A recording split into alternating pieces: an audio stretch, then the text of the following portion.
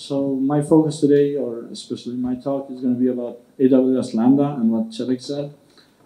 Tough act to follow. I don't have a lot of jokes, so. First, who am I? Well, I'm Rilind. You can find some links there. There's a GitHub repo. Not a lot of stuff there, but steal whatever you can.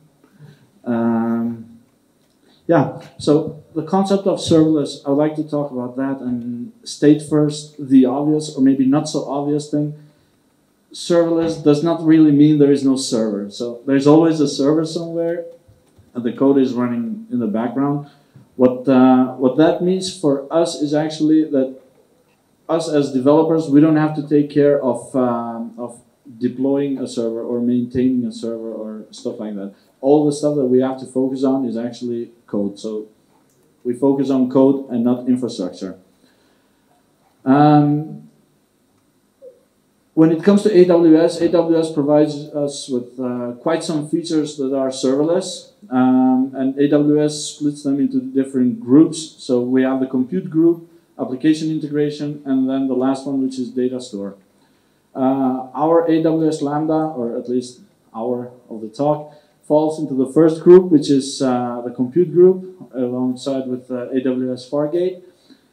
And then we have the application integration with various services such as SMS, SES, and API Gateway, which we'll see later. And the third serverless group that we have is the data store with the S3 buckets, RDS, and DynamoDB. As I said, when you build these services, you don't have to take care of the infrastructure or anything. You just build and it runs. That's a part of serverless. So since our Lambda falls into the compute section, there is a service that on AWS, probably everyone knows, is the EC2 instance. And I would like to talk about the differences between the two and why I think that serverless is a better solution, not for everything, but for some things. When it comes to EC2, what we do is generally we rent a machine and nothing else. So we are responsible for that machine. We have to maintain it. We have to select quite some stuff. So when it comes to it, you have to select first a tier. What kind of EC2 machine do you want? Do you want compute, memory, or general purpose machine?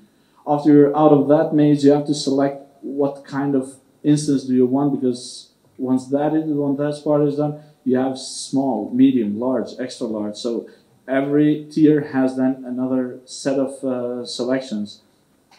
Once that is done, you have to select the operating system. After that, it's a lot of choices that you can build upon.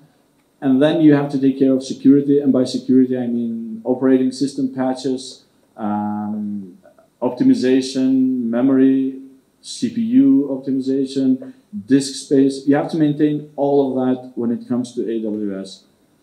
But with that comes also flexibility, because you can build on that machine whatever you want. You can host a WordPress website, you can host a database, a MySQL, Postgres, whatever, and also a web application. So on that part, you're quite flexible, but then maintaining is the other part.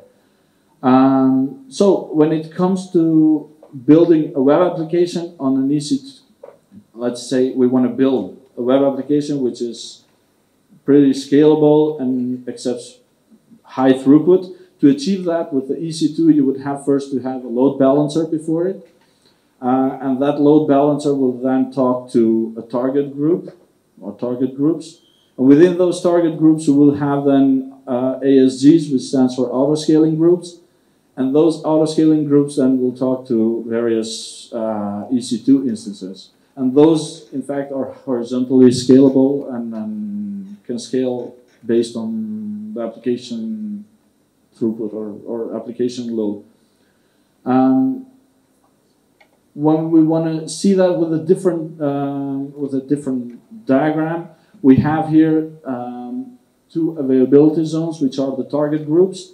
And then within the availability zones, we have the auto-scaling groups. And then each auto-scaling group will have then instances in various locations, so that if one availability zone falls down, You have auto-scalability on the other availability zone of AWS. And the difference between this and Lambda is that if we want to build the same application on Lambda, all of this part is actually completely abstracted away from us. You no longer have to take care of load balancing, of auto-scaling, or anything. All you have to take care of is actually building the function, which is the Lambda itself, which is as well serverless. And then you build an API gateway, which is also serverless, which gives us the flexibility of high throughput. Whatever load you throw at it, it will accept it, and connect them together. And this alone is actually the same as having the previous infrastructure in place. This can handle pretty much everything that you throw at it. Lambda can scale up to 1,000 requests per minute without an issue. So yeah, back to the part where we compare the two. I chose actually two things that I would like to highlight here. So we have the flexibility and we have the maintenance, one being the good one and the other one the evil. So when it comes to flexibility, like I said, with an EC2 instance, that wins. You can do whatever you want with it. You can add an API with the database and literally everything, as long as you maintain it. Whereas in Lambda, you build a function for it. So it's on that part not so flexible because it holds just a function. But when it comes to maintenance, of course, EC2, security, utilization, everything comes with it. You have to take care of it. Whereas in Lambda, you no longer care about that. It just, your function works, and that's it. Actually, when it comes to choosing the Lambda, there are some key things that are really important to highlight.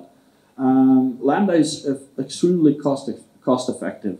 Even in the free tier, you get like 1 million requests per month that you can send and you don't get charged for it. The second thing that is also important is that Lambda is actually, if it stays there, you don't pay for it. So when it's idling, you don't use it, you don't pay for it. The only thing that you pay for it is the milliseconds that the function runs. So the uptime is extremely fast, and the milliseconds that the function executes, that's the part that you pay for. So since I don't have my laptop with me, I had to pre-record a demo. So I'll talk through the demo, but so what we do here during the demo, I'll try to, so by the way, I'm not a video editor, so bugs that you see here are based on the video. So we create a project, I called it DevCon, so why not, we're here. A Java, Maven, and then I selected the Java version 11, which is the Amazon version of Java 11, Correcto. And the project is created. So I create here a package. I'll call the package DevCon simply for demo purposes. I create also the package is to visualize later how we build that on AWS Lambda. We build a class, the Lambda handler, and like I said, it's a demo, so what we want to return here for this Lambda handler, so it's going to be just some information, and that information we can build like JSON information or whatever we want as a response. We will decide here that we just want to return a string, just for the demo purposes. So a string, and then I'll call the method handler. I'll have to look up and see where the demo is. So yeah, so the method right here is without any parameters, but you can build the method and scale it however you want. You can send information through it, and then that will be the incoming part here, which I will explain also when I test the Lambda later. So I'll have here some code. So I'll import the local date and the date formatter. I think it's paused. Okay, no, continue.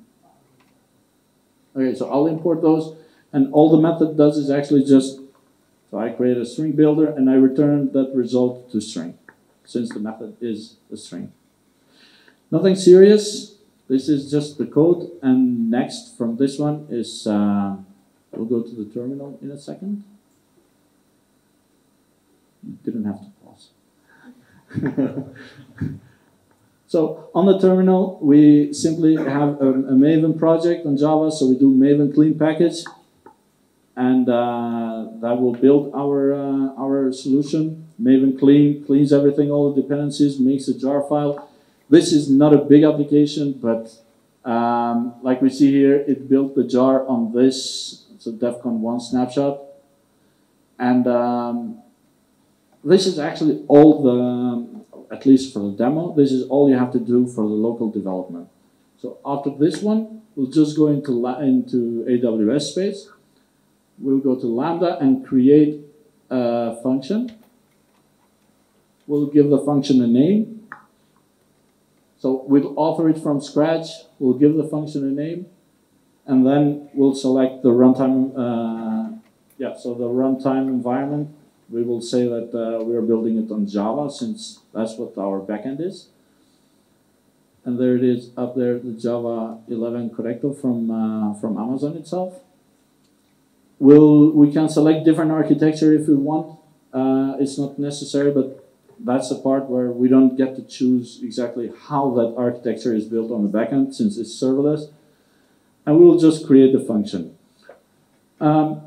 Next, actually, once it's created, usually it doesn't take this long. Amazon is very quick on this part, but it is still. Okay. After this, we'll go and upload the jar file that we created. Since Amazon Corrector does not allow editor manipulation of the code, you have to upload the jar. You can upload from an S3 location, so you can build up integration between Lambda and all the services that AWS provides is super fluent. So you can build everything that you want and then upload via S3, via pipelines and everything. But for demo, we have it here, our snapshot. It's about 2 or 3 kilobytes, so it's not, 2.2 kilobytes, so it's not a big jar file because Maven cleaned everything that's not needed. And after this, we just go and the runtime settings, since we build up in the beginning that package, and then we have the Java class and the function. So we will go into the runtime settings and change the package name, and then reference the class that we created. So the package is DevCon.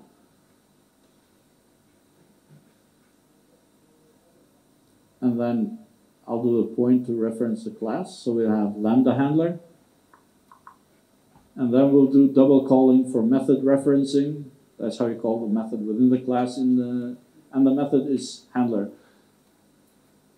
So basically, this is all we need for a Lambda to work. And after this point, we can go and test the Lambda. So everything is set up. We have here the package and everything, the jar file. And we can go and test this. While testing, we see here the event JSON. This is what we can send into the method if we declare that the method is going to accept incoming parameters. So for our purpose, we did not add anything, so our method is empty. We can leave this here, it doesn't matter, and we can test the method right up there. So on the details here, we can see that's our result that we have. And the point is not just having a string like that, so we will build also an API. But there are some information here. So we have here the duration is 412 milliseconds, which means the startup time of the whole application is 400 milliseconds. And the duration is 59 milliseconds of that function itself. So it's super fast to have all of this. And you get billed so per milliseconds that the duration of the function takes, not the whole run-up time.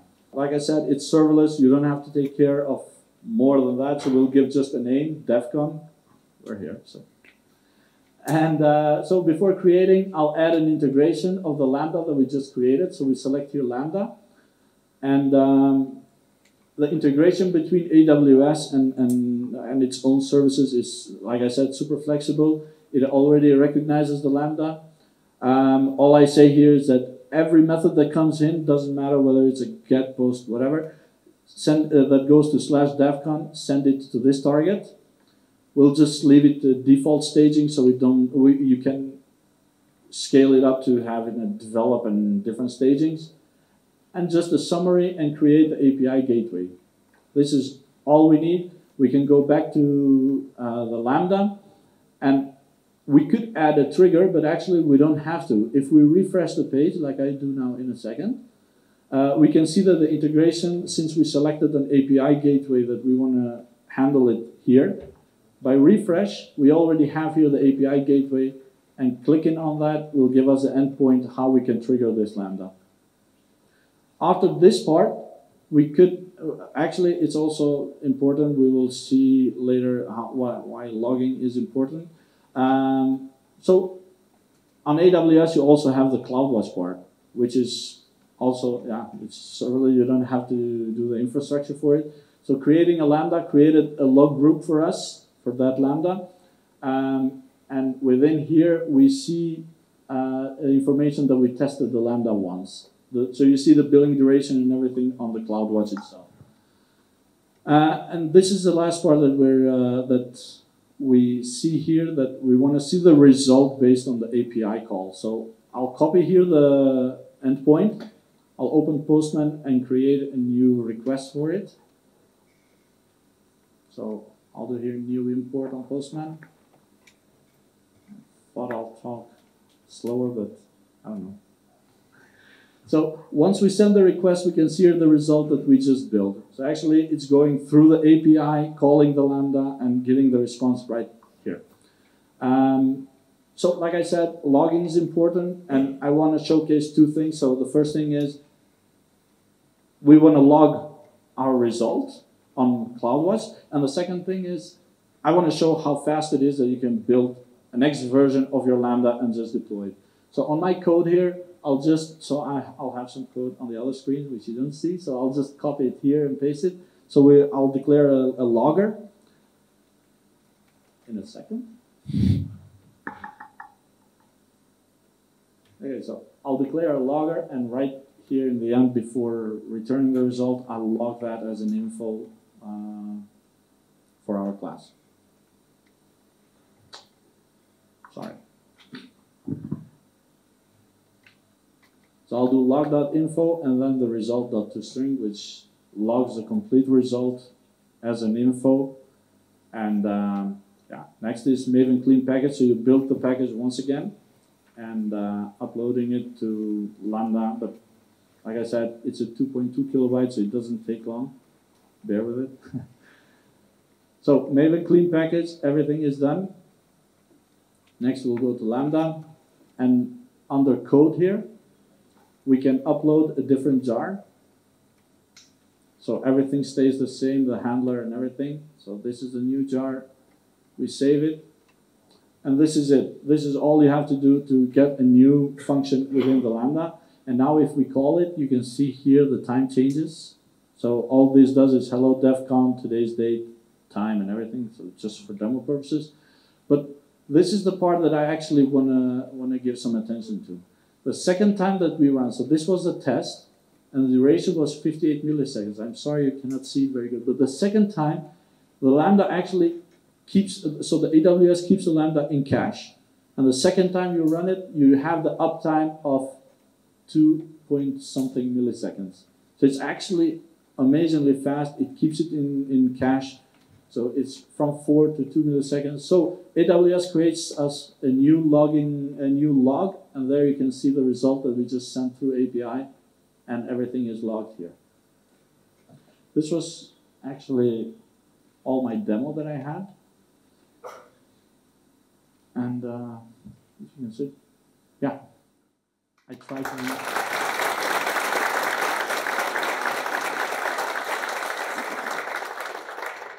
Are there any questions? Yeah.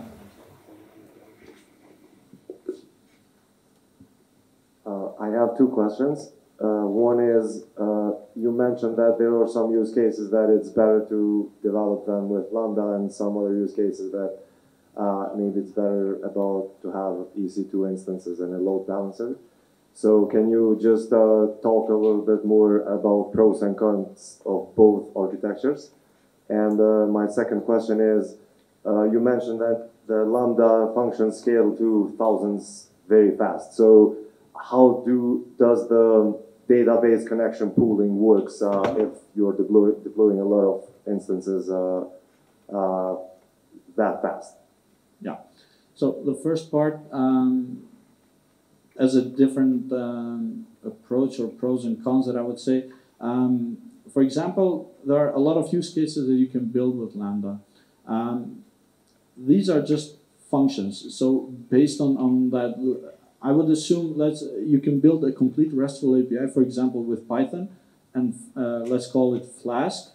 With Python and Flask and a different module, which is Zappa, you can build a complete API with various endpoints and fetch it, deploy it to Lambda, and it creates an endpoint, API gateway and everything with it. Those scenarios are actually things that would be very lightweight, and you can build a complete API with Lambda. Other scenarios would be, for example, in mobile development, where you want to send notifications to mobile. That part can be completely done in Lambda. For example, there is an integration where you have an API, and then you have the Lambda, and an SNS after the Lambda, which Lambda can trigger internally the SNS. And that can be in milliseconds, where you can send notifications to a lot of users on your mobile app. I would say complete API, if you're flexible, you can build it in Lambda, but it's not completely recommended. I would say various function, various Lambdas. Since you don't pay for idle time, you can just build it and leave it there, and when the API comes, then it's just triggered. And on the database part, actually, it comes down to the architectural design of your database and yourself, how you build that function. You can cache it and then send it as a bulk to the database, which would not overload the database. But on the other side, you have to really be careful on that part, because you can overload your database with a lot of requests, and yeah, then you're back to the first part. What a good question. Thank you.